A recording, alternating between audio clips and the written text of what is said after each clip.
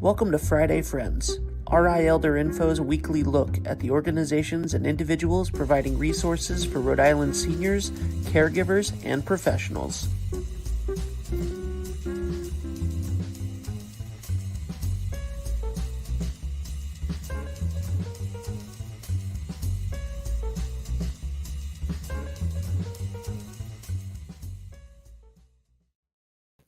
Good morning, everybody. Happy Friday.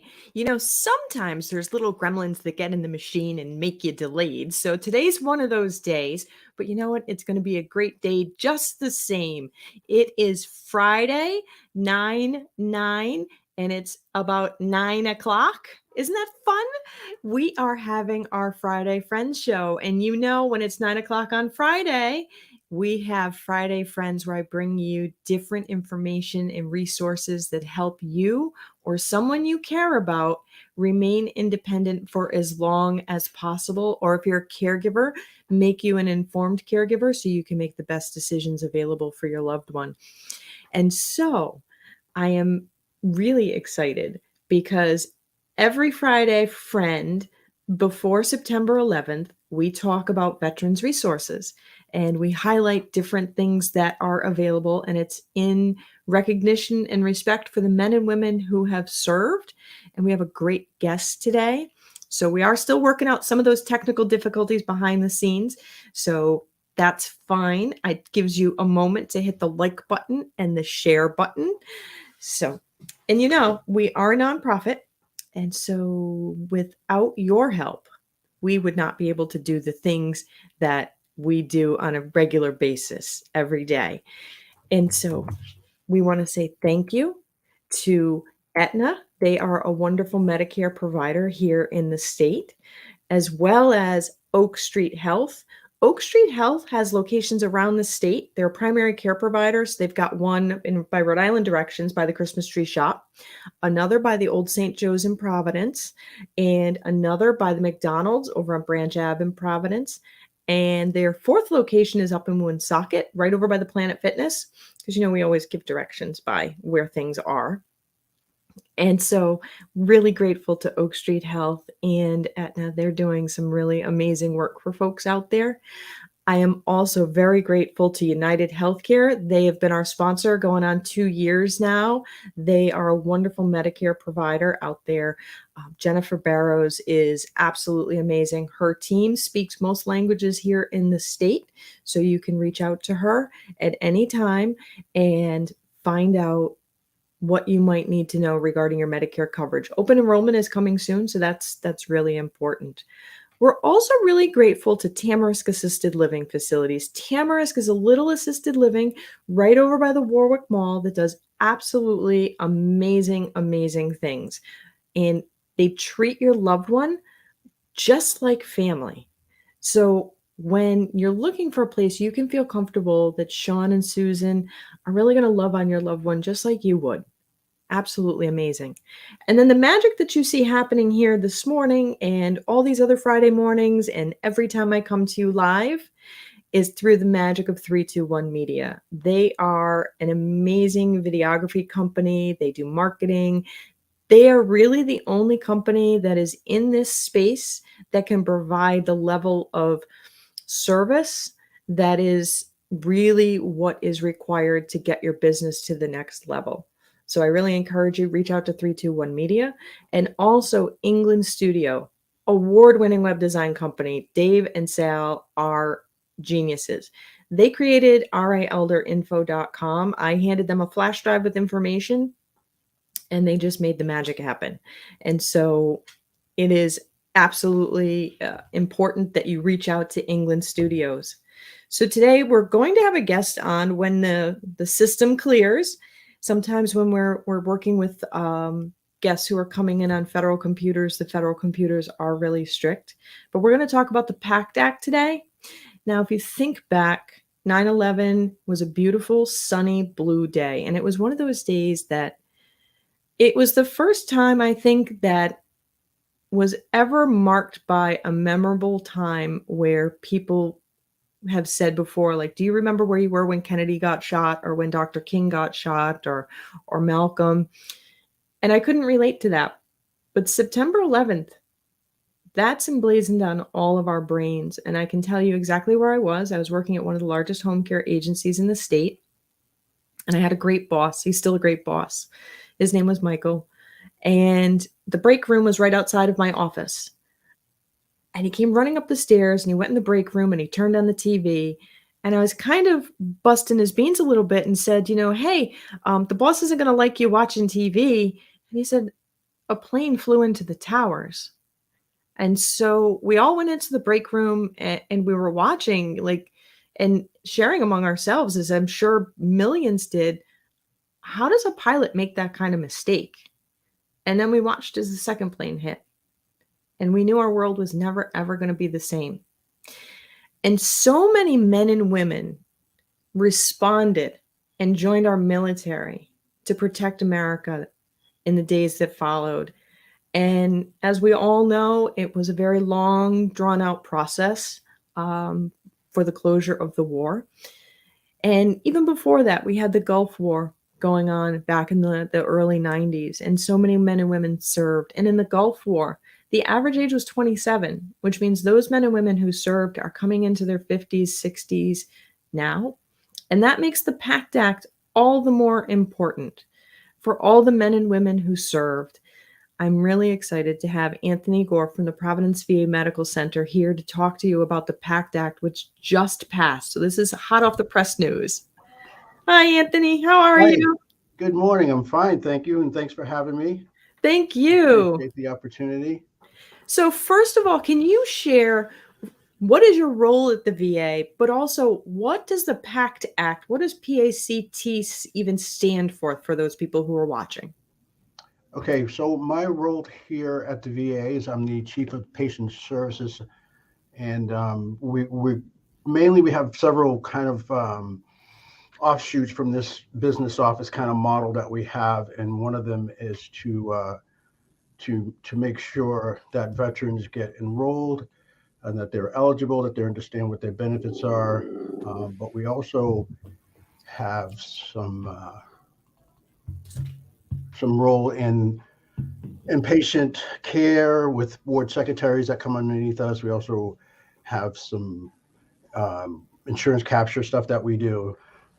But basically our main role is to make sure our veterans get enrolled and understand what's available to them for services here at the VA. And there's a lot of services there at the Providence VA Medical Center. You guys are absolutely amazing. So can you share what the PACT Act does, who's eligible, that kind of thing with us? And if you hit the share button at the bottom of your overall screen, you should be able to share your slides. Or if you want to shoot those over to Ben, Ben can bring them up as well. Yeah, actually, I'm trying to grab those up for us now. So just bear with me for 1 second on that. Yeah. But as you know, the president signed that PACT Act, which was a huge thing. And we were really grateful because a lot of our Rhode Island, Washington delegation were important in supporting that to make sure that it gets passed. Congressman Cicilline just had a large cookout for veterans and military members, and he was sharing that, it was a lot of work to get that taken care of. In my opinion, and it's just my opinion, I feel like if you served, things shouldn't be so hard. But I'm really grateful that our Washington delegation was able to really support that and get that act through. And it's going to make a big difference, I think, in people's lives. And that's why I really wanted to have you here to share today. And the Providence VA is one of those VAs, the VA Medical Center is actually one of the highest rated medical centers in the country. And we're lucky to have that here in Providence.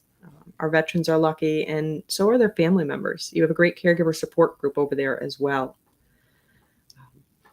Are you able to find that? I am still looking for that. I apologize. I don't have it right at the ready here. Yeah, you can freestyle if you want. Yeah, I'm bringing it up now. I was able to find it, and I'm going to try to share that screen with you. But so the PACT Act, the Veterans Administration passed helped get passed was in the honor of our promise to address comprehensive toxic the PACT Act it's basically our promise to address comprehensive toxins, which is what the abbreviation PACT Act kind of stands for 2022. And it was, and I'm going to try to share my screen here, but just bear with me 1 second. And where are we here? See, folks, these are the fun things when the gremlins get in the system and and it's a live show. Tony, hello. I can help you. I can help walk you through that right now. Okay, so I have it up on my screen here, and I'm just having trouble clicking on to where I can share that down at the bottom there for you guys. Yep. So you actually don't have to do that. If you go back to share down at the bottom on StreamYard. Oh no. See? Tony exited out. Tony exited out completely. And given how much trouble he had coming in, let's see how that goes. So when you've been exposed, our way in the military to get rid of some leftover items is to create burn pits. And we have men and women who are responsible for making sure that debris was put in those burn pits. But if anybody has ever camped outside and had that fire going, you know how the smoke can follow you. And, you know, when you have an option of moving around, that's great. But there's only but so much movement one can do when you're on a military base. And so our men and women may have been exposed to toxic chemicals in the air that they breathed in. And so it's one of those things that the PACT Act will now enable people to get care and get coverage. It's been recognized as something that can impact individuals' health and safety going forward. So hopefully Tony will be able to get back on so that he can share more information directly. But it is something that took a lot of fighting to get through. Sometimes when we're looking at science as a whole, if one person develops an issue, then it's one person. And for scientists, sometimes you need to have a number of people to develop something. And so that was kind of what was happening, is they were making sure that enough people, that people were getting sick from this. Hi, Tony. Hi, sorry about that. Apparently, the gremlins had gotten to me this Friday morning, but that's okay. So I was just explaining that it has to do with the burn pits and things, toxic chemical exposures. So I'll let you go ahead and give the official information on it. Okay, so I've gotten to the point where I can upload the file on this on the slide presentation that I want to show you guys. So if I hit upload file, should that go through? Yes, it should. All right. And see, folks, that's why I say magic of 321 Media. You're hearing Ben's voice, but you don't see Ben, and Ben is working behind the scenes to try to chase these gremlins out.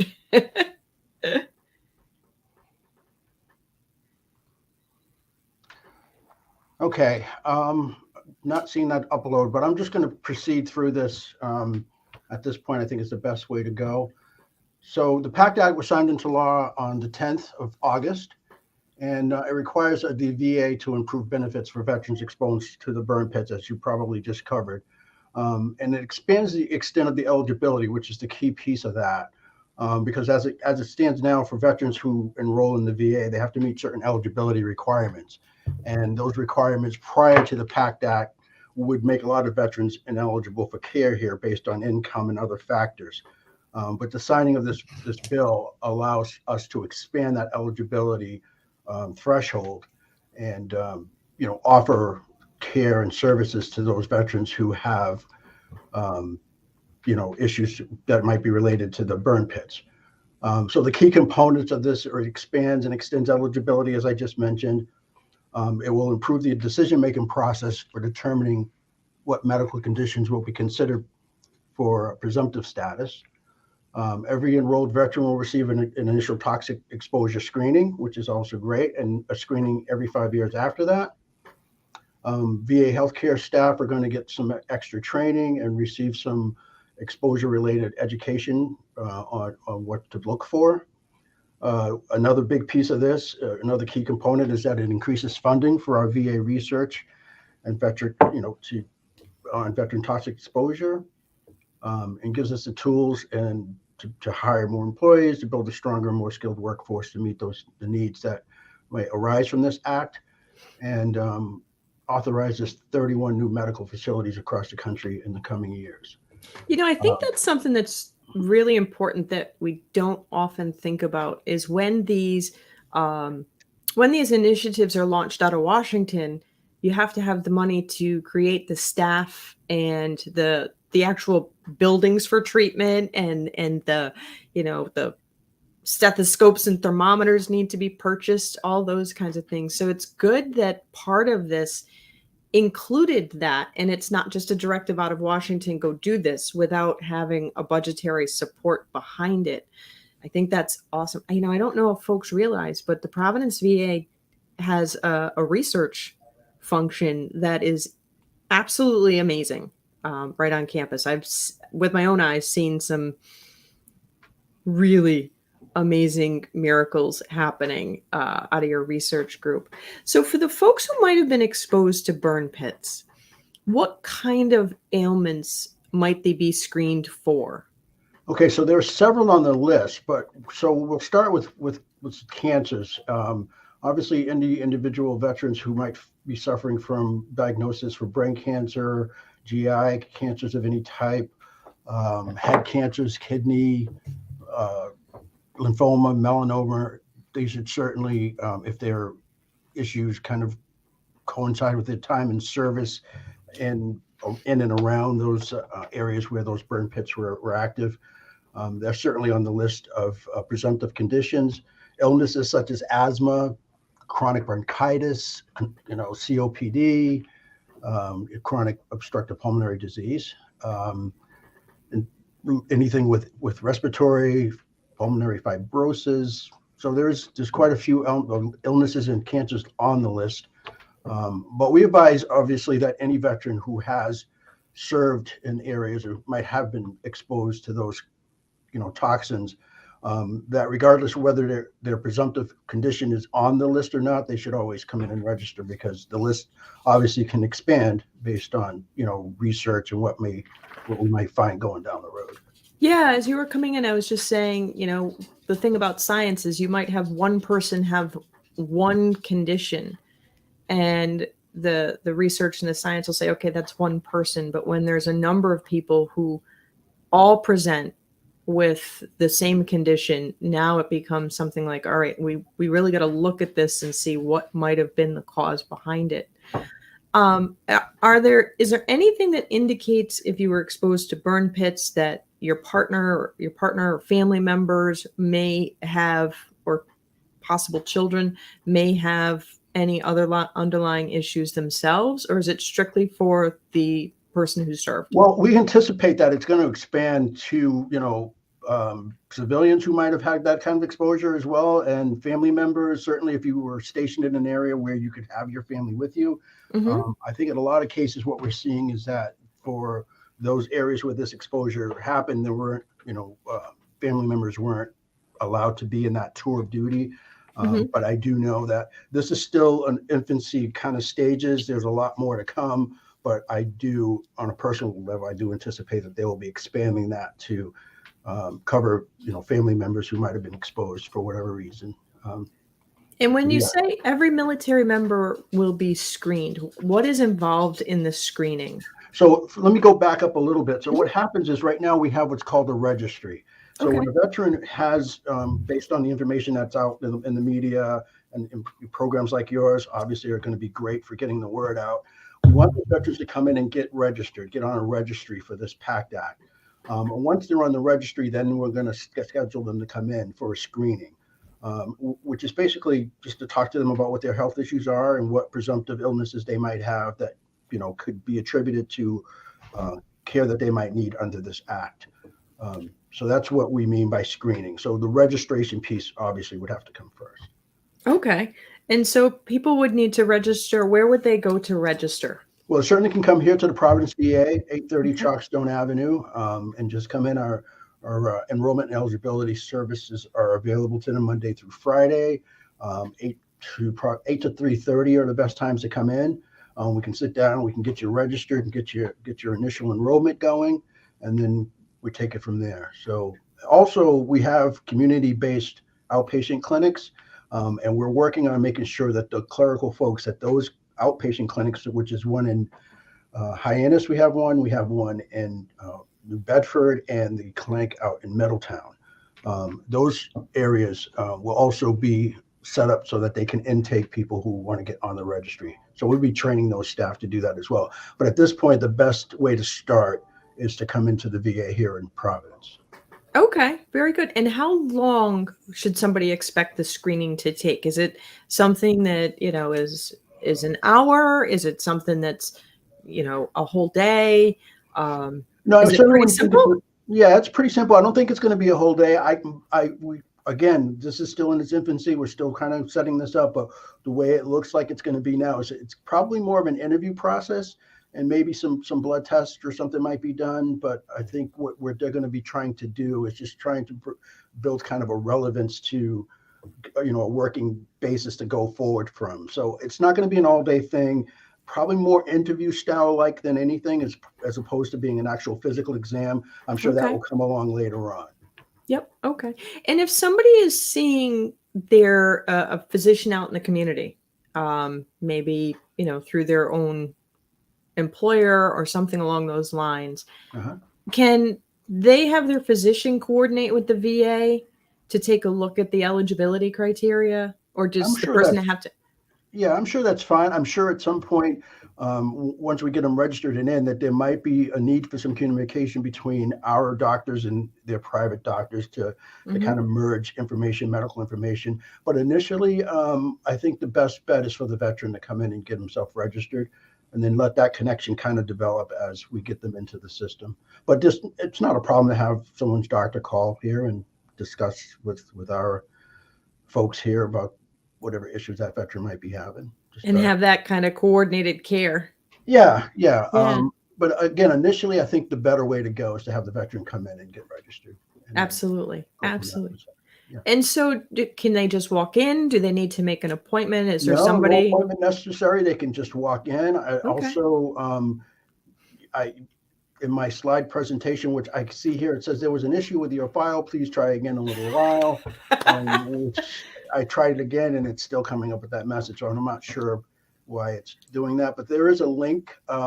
So a veteran can, and basically, if you go into Google PACT Act, there's a lot of information available to a veteran who just might want to just kind of survey it first and say, would this apply to me? Is going into the VA going to be a worthwhile thing? And so there's information out there that I would encourage people to go to. I actually have a website, but it's embedded in the slide presentation, but I can get that to you offline, and if you can share it at some point. But there's definitely information available just by Googling it. But again, they can call if they have questions and talk to my eligibility enrollment staff.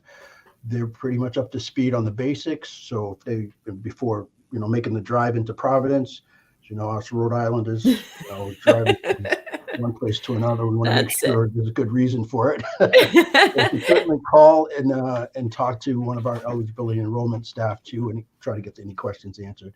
That's awesome. Now, from a very practical standpoint, when you go to the Providence VA Medical Center, what's the scoop on parking, or should the veterans use the valet service? I would encourage you to use the valet service. It's a great service, but we do have a parking garage structure that is right near the front entrance, so that's available. I know we got a couple events coming up. We have a ribbon cutting coming up for our new mental health building, which is going to be opening up, and that's going to be a Monday, so that's going to limit some parking because we're expecting a lot of VIPs and folks to come in, so we're going to be cordoning off some parking spaces for that. But that's a big deal, by the way. I strongly encourage all of my viewers to come to the Providence VA on Monday. We'll be there because there's also a suicide awareness walk going on that day. Yes. And of the individuals who are registered for VA benefits, 21 members of our service or veterans take their own lives, and one is too many. That's correct. So it's super important that people come out and support this on Monday. Yeah. it's not about me, but you could certainly come and say hello to me face to face that day. Well, But I yeah, appreciate you talking about that. That's great. yeah, Yeah. yeah. Monday's a big day for us here around here. That's Yep, yep. And it there's a lot of resources at the VA hospital that can support the family members of the veterans. And yeah. I heard so, you mention the caregiver program earlier. Yeah. yeah, you guys have a great caregiver program there. And there are things that if you are the family member or a friend, and maybe you're hearing your loved one and the person you care about say things that make you give pause as to whether or not they're thinking of ending their life, the VA can help you help them.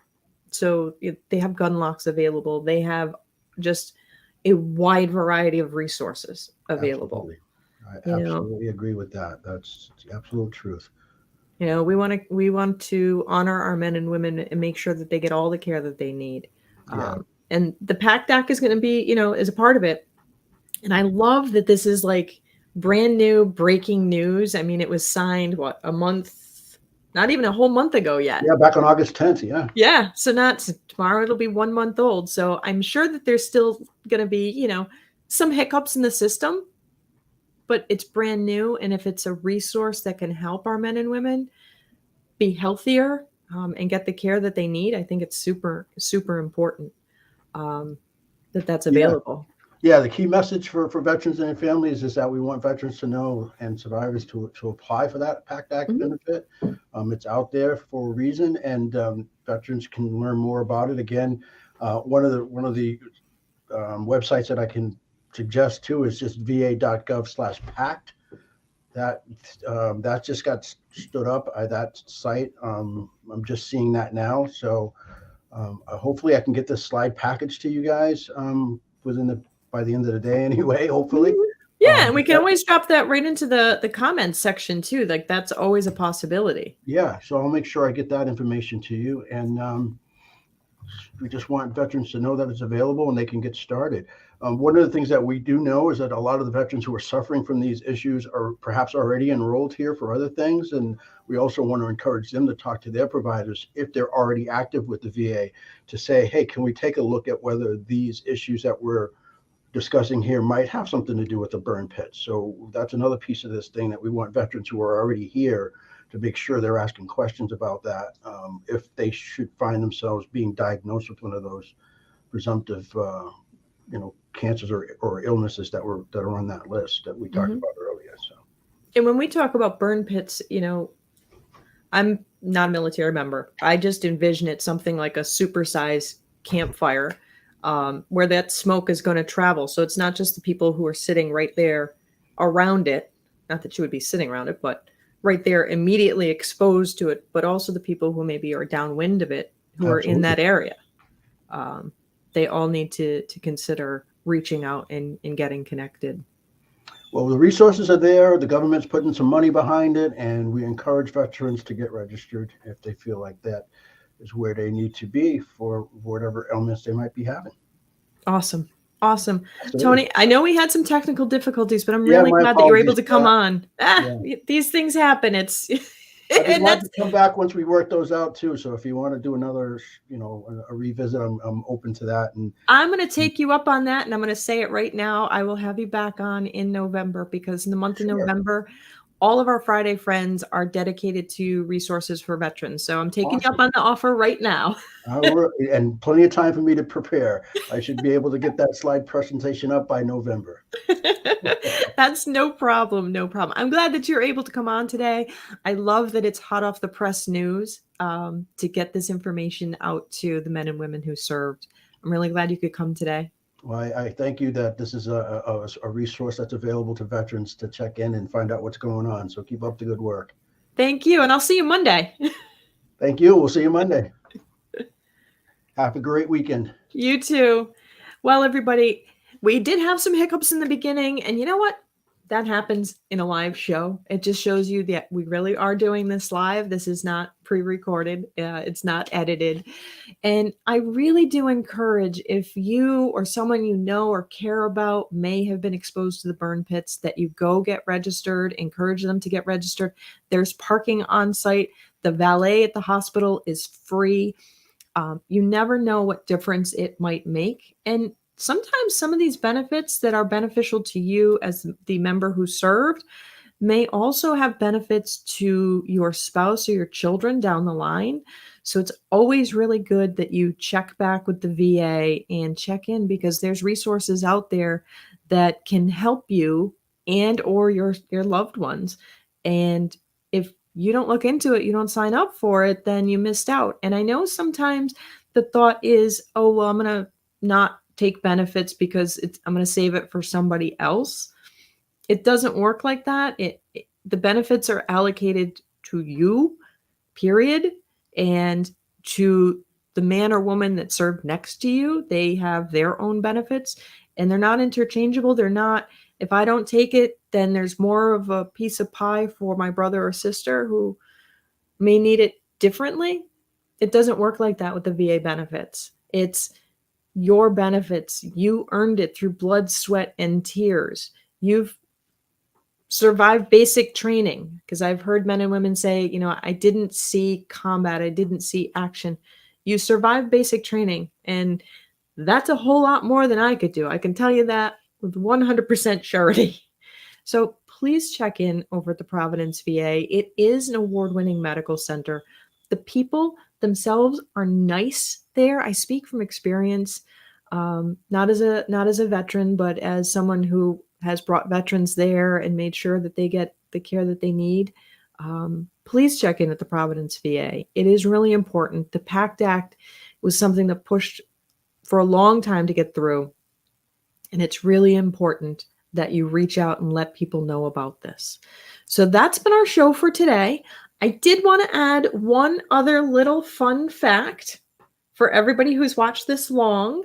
My little fun fact is tomorrow's my birthday, and I'm going to do a little fundraiser for my birthday. So watch on social media, and if you can, support RI Elder Info so that we can keep bringing you all this great information every week. I look forward to seeing you all next week. In the meantime, be well and be kind. If you liked this video, please follow us on social media and subscribe on YouTube. For more information, visit rielderinfo.com or call 401-585-0509.